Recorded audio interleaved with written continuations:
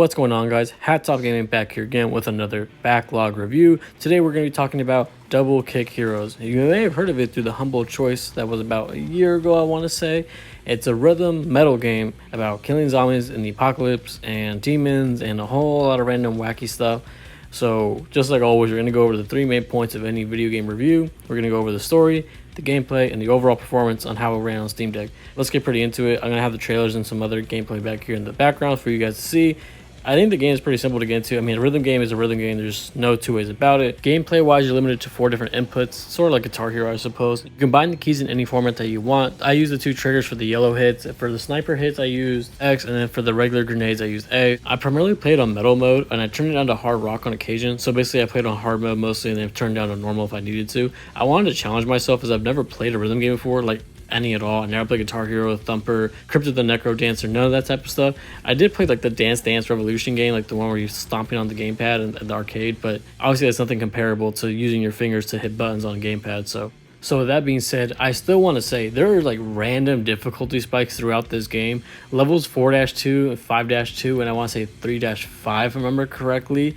They all had significant difficulty spikes for I don't know what reason. Even when I turned down to hard rock, because eventually I was forced to after like 20-30 failure attempts on metal mode, I just could not get them down. I still took another 20-30 attempts to get it on the normal difficulty. Now you could just chalk that up to me being bad, which I think would be fair. The other thing as well is that, of course, the beats that you're trying to match in this game are based around the songs, of course, with the drums being the red grenades, yellow being the normal guitar riffs, and the sniper or purple sections just being the bass. So with that being said, some of the songs, that the way they're composed and the beats they actually expect you to hit, because you're not hitting every single note, of course, I think the notes that they do expect you to hit just, I guess for me, caused so much confusion between my brain going down to my fingers. But also some of them, as you can see on screen, are just such massive, like, okay, you got to spam this thing, and if you don't have that proper hand-eye coordination or just finger flickiness in you, yeah, it's gonna be tough. Like, some of this was just brazenly out of my capabilities, so having to turn it down to difficulty was like suck, because it was like, oh dude, I'm just doing really good on metal mode, and then I get to a certain point in the game and I'm like, dude, I just spent like the last like hour trying to beat this one level, and it's like I just can't. So then I spent like another 20 minutes trying to play it on normal, and that was kind of frustrating, because it was a really good game, but there was certain points in which I got stuck, and it was just like, okay, so while I'm having fun with this game, this specific mission is just making the game bad in my opinion. But of course, I didn't want to let that drag down my opinion of the game as a whole. Now, of course, depending on what difficulty you choose is going to change how much is expected of you inputs wise. So from the very beginning, it can either ask you to do 3 inputs at one time. It'll also, of course, change how many notes are going to be on screen for you to hit. And it should also go without saying, the more notes that there are to hit, the minimum requirements of notes you have to hit, of course, also goes with it. I was roughly hitting between 80 to 92% of the notes on a regular basis. If I did really good, of course, I can do like 95, but I was never hitting 100. But what that minimum threshold is of course, dependent on the level. If you're doing a boss level, of course, you're going to be required to do more. And then usually the early stages of a new area require you to do less. But again, that all just comes down to how well you can put these inputs in yourself and how quickly you can do it. So right alongside that, for every level you play, you have 2 lives, essentially. Your car can get hit twice before you get a fail state. And of course, every level has its own licensed song that they use, and I actually was really into the soundtrack as a whole. Even just as something as simple as the main menu music was really good. Like, a lot of these songs, even though I'm not the biggest metal fan, like I do dabble like in Slipknot and stuff like that on occasion, these songs were actually so well put together that I think that overall it really did influence my ability to be like, okay, yeah, I can really get into this.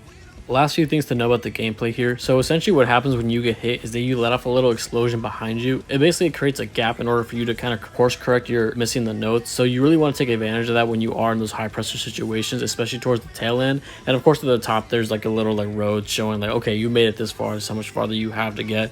Granted, you really won't be able to look at it too often because of the fact that you're going to be too busy just, paying attention to the bottom of the screen rather than the top of the screen to see where you are to hit the notes. Alongside that, if you do miss the notes, if you miss the yellow ones, your guns are going to overheat. So if you miss enough of them, you're going to have to do a cooldown, which you can kind of hurry up. But if you do so, it's going to take less time for them to heat up again the second time around. And then if you miss the red or sniper ones, you're just going to lose your ability to use that, because essentially you need the meter to be charged at least 1/3 through, so that way you can use that ability. Of course, the grenades clear out bunches of enemies, and the sniper is aiming specifically at enemies that have a whole lot of HP. Lastly, of course, some levels are going to require you to do what they call steering. Basically just means you're going to go up and down the screen using the left stick. And then when you are hitting the guitar notes, if you do left trigger, for example, and right trigger for your key binding, when you do left trigger, you're going to fire your bottom gun. If you do right trigger, you're going to do your top gun. Even the levels where you're just doing stationary, like you don't have to worry about steering up and down, you are still expected to switch between those two. That way you can hit enemies at the bottom of the screen and those at the top of the screen. And then the longer you can change your inputs together without mistakes or interruptions or anything else like that,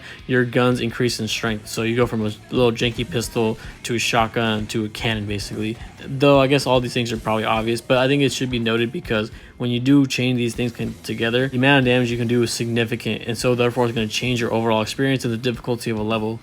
Gameplay wise, I don't think there's anything else to note. I think I basically got everything down there, but of course at the end of the day, your experience with the game is going to come down to how well you can time your inputs, the way that you bind them, and of course the difficulty which you play at.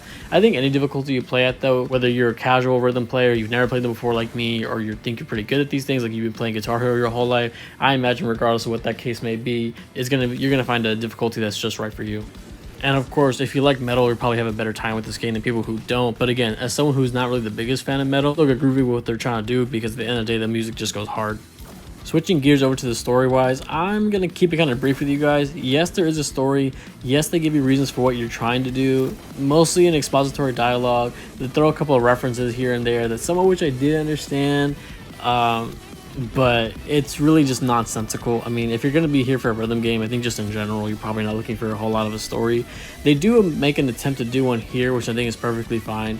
Of course, they have a lot of like wackiness to it. I didn't hate the writing per se, but I thought they just made it like overly quirky, like just a bunch of like millennial writing. I don't know how else to put it beyond that, which again, it's not terrible. If you want to skip all of it, I would suggest that you do. But there were some like a couple of jokes here and there that like I thought were like okay.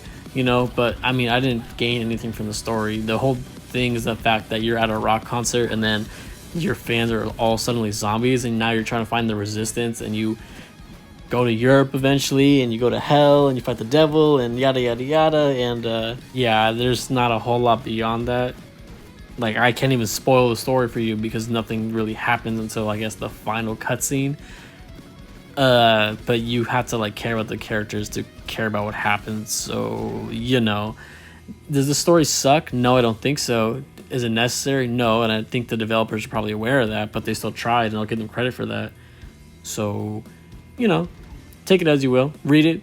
Maybe you'll like it. Maybe you won't. I thought it was fine. I just didn't, you know, I wasn't here for the story though either way, so whatever. To touch on performance real quick, the game is SteamDeck verified, and I do agree with that rating. Of course, with any rhythm game, the question is always going to come down to, does it stutter, freeze frame, are the controls responsive, and so on.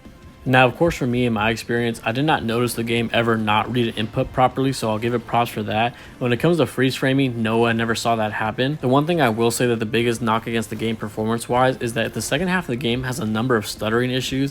While it's only once or twice, maybe at the beginning of the level, it's also just something that shouldn't be happening, something that should have been patched out ages ago. So why that is extremely confusing. Now, I will say that it never directly impacted my gameplay performance. Like, I never felt like I lost the level because, oh, it stuttered for like a half second or anything like that, and it was never in a more critical aspect of the game, so I will give it that. All the same, a rhythm game should just never be stuttering.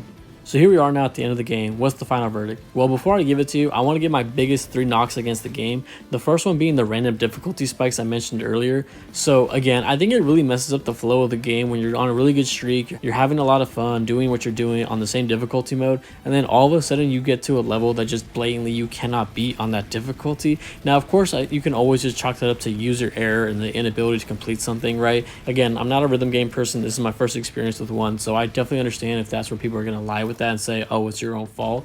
That being said, there's no reason why I should be able to beat the final levels on the meta difficulty and then I can't beat middle parts of the game with it. That doesn't really make a lot of sense. And again, if you do play the game, you will see exactly what I mean by that. Some of the levels are just extremely obtuse, and the amount of inputs that you're expected to make are just really out there, not only in the timing of it, but also of course the window in which you have to hit it. It's just like really just it really kills it, because some of those levels that were extremely hard had some of the best tracks, which is kind of like the irony of it all. Secondly, it has to do with some of the writing of the story. Now, I'm not totally sure I'm going to explain this properly, but it almost felt like the writers were writing caricatures of like metal band stereotypes. I could be completely wrong here, because of course I wouldn't really even know where to begin with like what those even are. So I'm going to give them the benefit of the doubt and say that someone on the development team was in fact like a metalhead and there was other metalheads on there. I have to just imagine that's the case. And if not, they brought other people on to kind of be like, hey, how should we write these characters? But even if that's the case, I'm kind of just like looking at some of these characters and the way that they act and speak and all that. I'm just like, who are these people? Like the few metalheads that I know are just not like this. But that's just more so a personal taste. And again, there's a lot of like lines in there that are just like outwardly cringy. And it's just like, okay, like, why did we have to write that? Lastly, I'm just going to repeat again, the stuttering should not be a thing. Also, I wanted to mention this because I forgot to mention it earlier. You can customize the soundtrack and the songs that you do hear and so on. So I think that's really good because they put in a lot of good stuff there. Some better than others, but of course, it's just going to happen. That's the nature of these things. But I just wanted to note that because I thought it was really cool that they did it. So after about 10 hours to beat the game and 16 out of 38 achievements unlocked, I would give the game a solid 8.5 out of 10. I highly recommend you go play this, even if you're not a rhythm game person. I thought it was a lot of fun, and even though, again, I'm not a big metal fan, I really got into the music they were playing. I think they nailed it right on the head about what they were trying to do, from the soundtrack to the enemy design to even just like the setup of like you're using drums to shoot the guns out of your car. I thought was really funny. And while the quirky writing is a little stupid and annoying, I think the level design overall and how you go about these things, and again, just the difficulty and the way they know exactly how to make the difficulty both fair and also challenging, I think is great. And I think a lot of games could really learn something from this because I think they just knew exactly what they wanted to do and they nailed it. So once again, guys, I highly recommend you go play this game, Double Kick Heroes. Let me know what you think in the comment down below. Let me know if you played this game before. Let me know if you like other rhythm games that maybe you want me to try. And I hope to see you all later in the next one. Peace.